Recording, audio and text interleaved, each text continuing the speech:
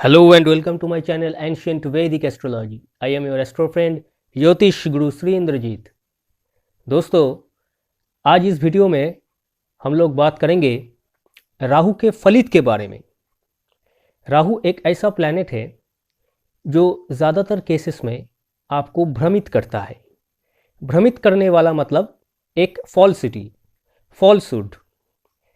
जो चीज़ है ही नहीं या जो चीज़ मिलेगा ही नहीं, ऐसे किसी चीज़ के पीछे भागना, ये राहु का फलित होता है।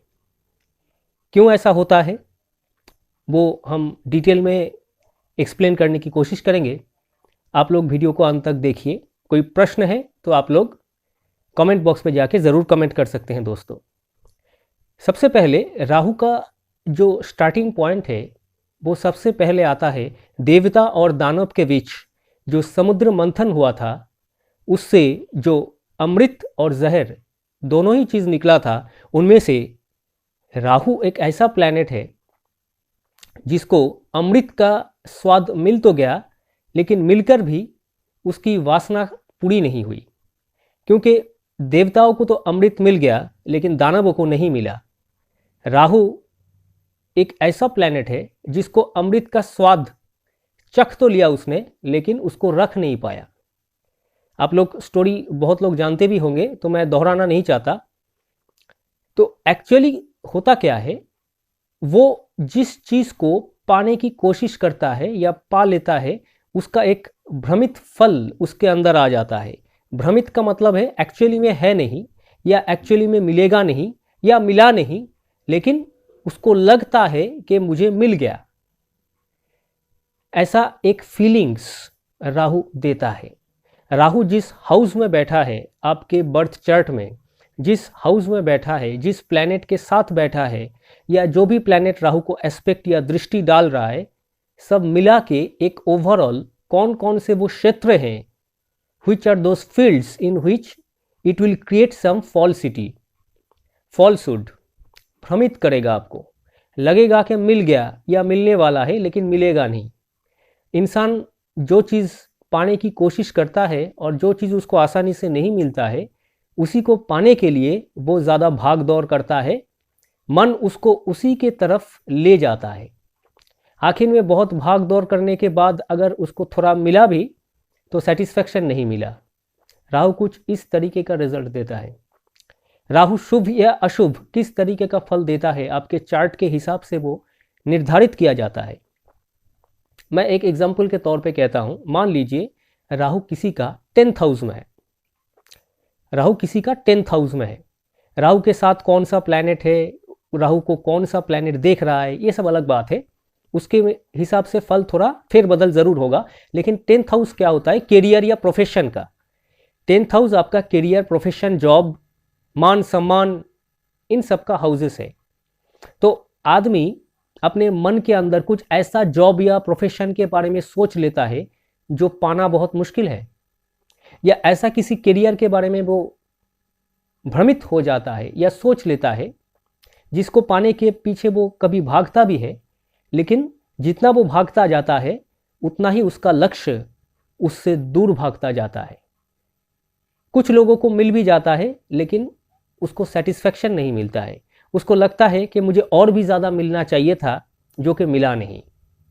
कुछ ऐसा फल जिस किसी हाउस में राहु बैठ जाता है, जिस किसी प्लैनेट के साथ बैठ जाता है, उसके रिलेटेड जो मैटर्स है उनमें एक डिससेटिस्फैक्शन तो है ही, उसके साथ साथ भ्रमित कर देने वाला एक फॉल्सिटी, एक फॉल्स कॉन्फिडेंस भी दे देता है।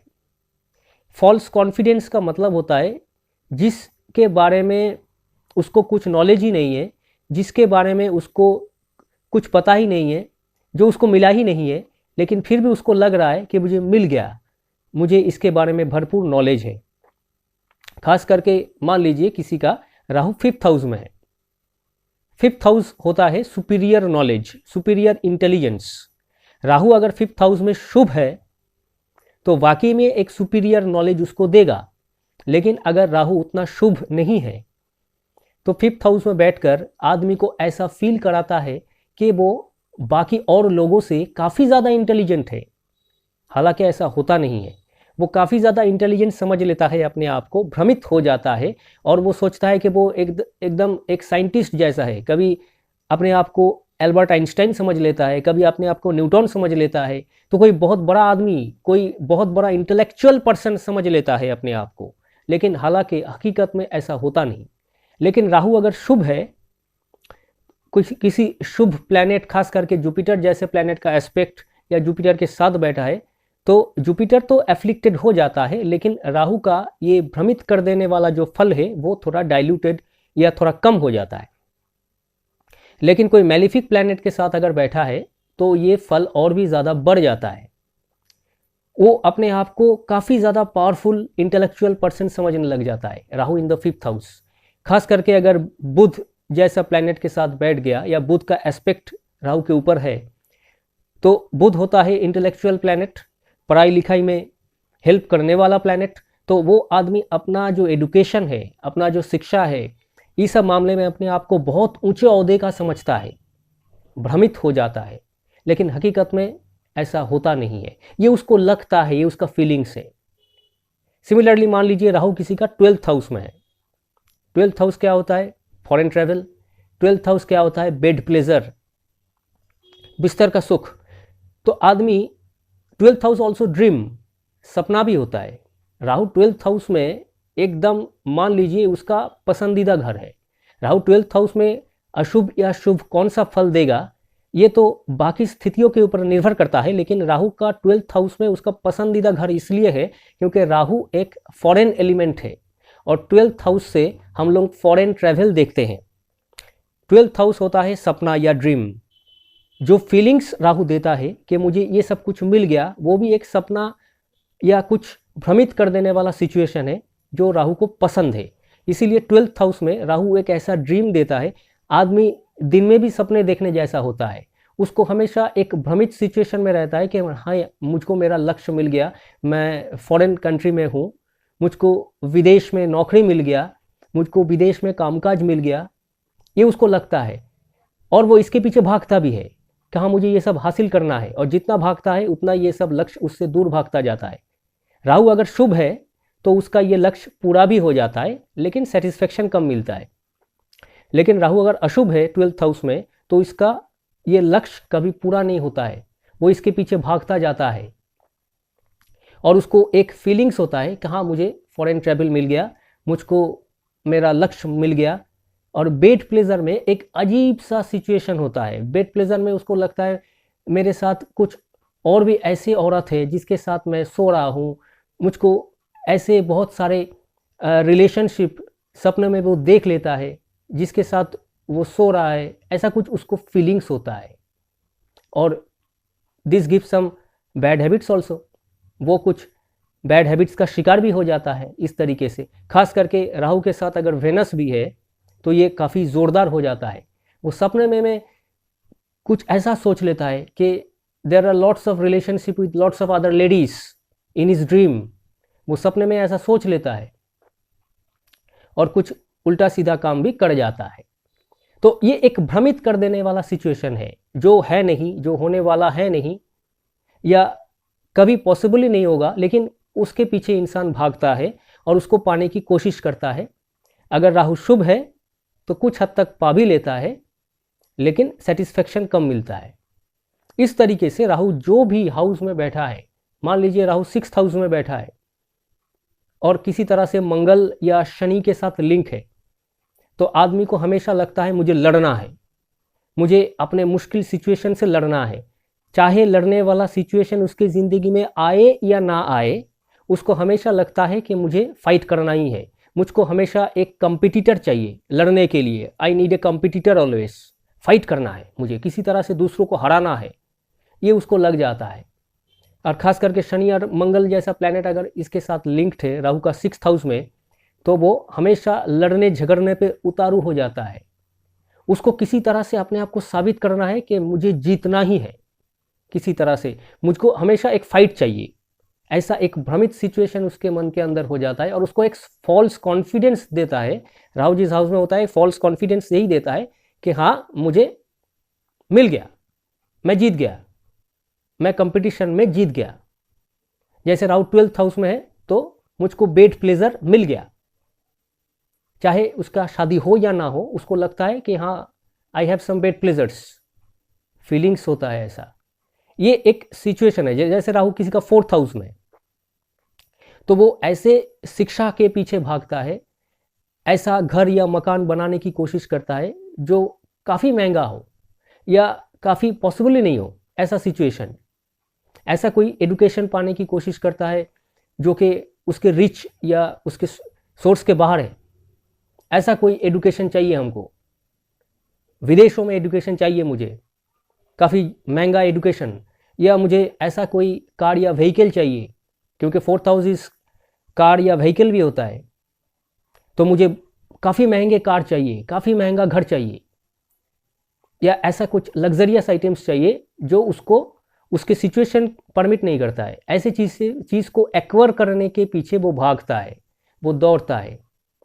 राहु अगर शुभ है तो दे भी देता है, लेकिन अगर अशुभ है तो उसको कष्ट ज़्यादा देता है, इसके पीछे भगाता है, दौड़ाता है, लेकिन मिलना मुश्किल हो जाता है। और उसको एक फीलिंग्स आ जाता है कि मुझे मिल गया, हाँ अरे मिल ही गया लगभग, उसको एक अपने अंदर एक सेटिस्फेक्शन जैसा मिल जाता है कि हाँ मुझे मेरा लक्ष्य मिल गया, चाहे मिले या ना मिले। आदमी इससे मुक्त नहीं हो सकता। राहु एक अटैचमेंट देता है, केतु जैसा प्लैनेट डिटैचमेंट देता है, लेकिन राहु देता है अटैचमेंट। राहु जिस हाउस में बैठा है, जिस प्लैनेट के साथ बैठा है, उसके साथ रिलेटेड जो मैटर्स है उसमें वो अटैचमेंट देता है। आदमी उसको छोड़ नहीं सकता, चाहे उसका दिमाग या उसका गुरु या कोई एस्ट्रोलॉजर जो भी कहे, वो सब कुछ समझ तो जाएगा, लेकिन फाइनली उसको छोड़ नहीं पाएगा, वो उसको पकड़े रहेगा। उसको भले ही आप कितना समझाओ, वो उसको छोड़ नहीं पाएगा। Rahu in the 8th house, आदमी अपने आप को एक वोकल्ट गुरु समझ लेता है, एक बहुत बड़ा एस्ट्रोलॉजर समझ लेता है, एक गुप्त विद्या का बहुत बड़ा ज्ञानी समझ लेता है, एक रिसर्चर समझ लेता है। चाहे वो रिसर्चर या ज्ञानी हो या ना हो, उसको लगता है कि मैं बहुत बड़ा रिसर्चर हूँ, मुझको इस मामले में बहुत ज्ञान है, मुझसे बाकी लोग बहुत कम जानते हैं, ऐसा एक फीलिंग्स उसको आ जाता है। राहु अगर शुभ है तो उसको थोड़ा बहुत नॉलेज तो ज़रूर मिल जाएगा, लेकिन राहु अगर अशुभ है तो ये उसको आखिर में कष्ट प्रदान करेंगे। ये होता है राहु का फलित। तो जो भी प्लैनेट जिस किसी हाउस में बैठा है उसका कुछ अपना नज़रिया होता है फल देने का। राहु का ये होता है नज़रिया, किस तरीके से वो आपको एक फॉल्स कॉन्फिडेंस देता है, किस तरीके से वो आपको एक फॉल्स टेस्ट देता है। जो स्वाद उसको पाना था, अमृत का स्वाद, जो उसको थोड़ा बहुत मिला लेकिन मिला नहीं पूरी तरह से, सेटिस्फैक्शन नहीं मिला, तो वो राहु आपको वही देता है। आपको सेटिस्फैक्शन नहीं मिलेगा, थोड़ा बहुत स्वाद का थोड़ा सा चस्का आपको लग गया और आप उसके पीछे भागने लगे उसको एक्वायर करने में, जो आपको कभी सही मायने में मिलेगा ही नहीं, डिससेटिस्फैक्शन। तो इस चीज़ को नियंत्रित करना काफ़ी मुश्किल होता है। और राहु और केतु जैसे प्लैनेट आपके बर्थ चार्ट में काफ़ी पावरफुल स्थिति में हो तो वो आपको इसके पीछे दौड़ाएगा ही, भगाएगा ही। आपको किसी तरह से इसको नियंत्रित करना है, शुभ करना है। Only the true knowledge can help you to come out of such situation. Rahu एक ऐसा प्लैनेट है जो भोग वासना का कारक है, इसीलिए जो भी भोग वासना के अंतिम स्तर पर पहुंचने की कोशिश करता है उसके बाद उसको त्याग की स्थिति राहु ही देता है। ये टोटल मैंने राहु के फलित को एक्सप्लेन करने की कोशिश की। आशा रखते हैं आप लोगों को अच्छा लगा है, तो एक लाइक आप लोग ज़रूर दीजिएगा दोस्तों। चैनल पे अगर आप लोग नए हो तो चैनल को सब्सक्राइब करके बेल आइकन को ज़रूर प्रेस कीजिएगा दोस्तों।